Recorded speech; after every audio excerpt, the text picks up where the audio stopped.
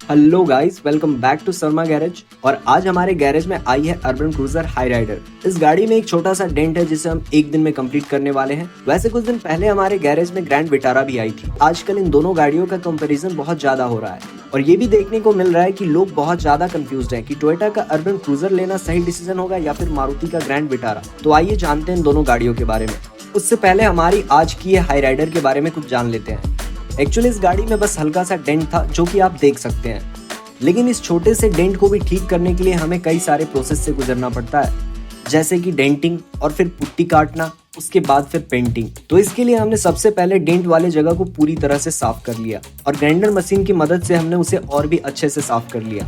फिलहाल इसे होने देते हैं और हम अपने पहले टॉपिक पे वापस आते हैं। तो सबसे पहले आप लोगों को बता दूं कि ये दोनों गाड़ियां लगभग सेम फीचर के साथ आती है। इन दोनों गाड़ियों में engine, mileage, comfort, feature same ही है। तो सबसे पहले सवाल ये आता है कि सेम डिजाइन, सेम माइलेज और सेम प्राइस में इन दोनों गाड़ियों को दो कंपनी एक साथ बेच कैसे रही है। बात कुछ ऐसी है कि टोयोटा अपनी हाइब्रिड टेक्नोलॉजी मारुति के साथ शेयर कर रही है और मारुति अपना डिजाइन और इंजन टोयोटा के साथ शेयर कर रहा है। हाल ही में टोयोटा ने एक प्रेस कॉन्फ्रेंस के दौरान ये क्लियर कर दिया है कि वो इलेक्ट्रिक सेगमेंट में कार नहीं ला रही, क्योंकि टोयोटा इलेक्ट्रिक गाड़ियों के बजाय हाइड्रोजन से चलने वाली कार के ऊपर रिसर्च कर रहा है। अब हम इसे पहले की शेप में लाने के लिए डेंट पुलर की मदद से इसे कुछ इस तरह से ठीक करेंगे जब तक कि ये और भी अच्छे से शेप में ना आ जाए। फिर ये हो जाने के बाद इसे फाइल के मदद से हम इसे और भी ज्यादा स्मूथ करेंगे और ये सिर्फ एक एक्सपर्ट ही कर सकता है और आप तो जानते ही हैं कि हम डेंट एक्सपर्ट हैं। उसके बाद भी इसे और भी कई सारे प्रोसेस से गुजरना है। इसे होने देते हैं और हम अपने पहले टॉपिक पे वापस आते हैं। जैसा कि मैंने आपको बताया कि हमारे गैरेज में ग्रैंड विटारा भी आई थी जिसका बोनेट रिक्लाइन हो गया था। तभी मेरी नजर इसके फ्रंट लाइट और ग्रिल पे पड़ी जो कि काफी एडवांस लग रही थी और प्रीमियम भी। इससे ये अंदाजा लगाया जा सकता है कि ये दोनों गाड़ियां इलेक्ट्रिक सेगमेंट में आने वाली गाड़ियों से कम नहीं है। डेंटिंग का काम हो जाने के बाद अब बारी आती है पुट्टी लगाने की और फिर उसे काटने की। पुट्टी को काटने के लिए हम आयरन पेपर का हेल्प लेते हैं और ये आयरन पेपर 100 या 200 नंबर का होता है।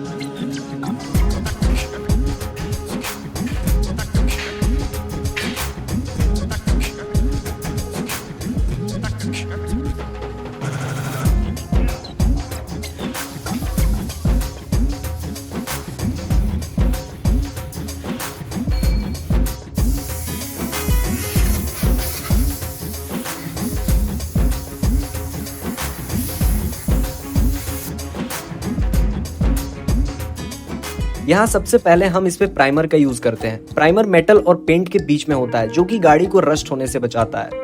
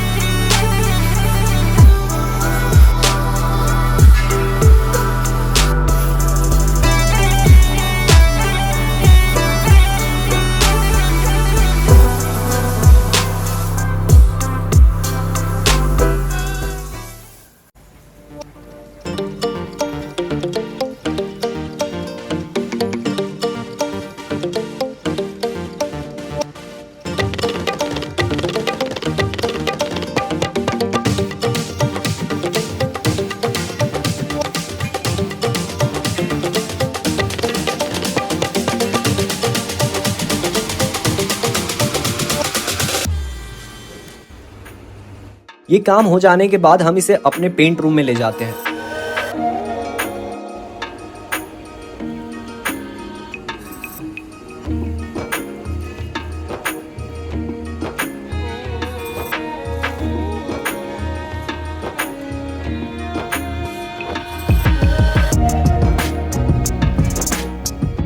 और उसके बाद बारी आती है बेस कोट की और फिर शुरू होता है हमारा पेंटिंग का काम, जो कि देखने में काफी रिलैक्सिंग लगता है।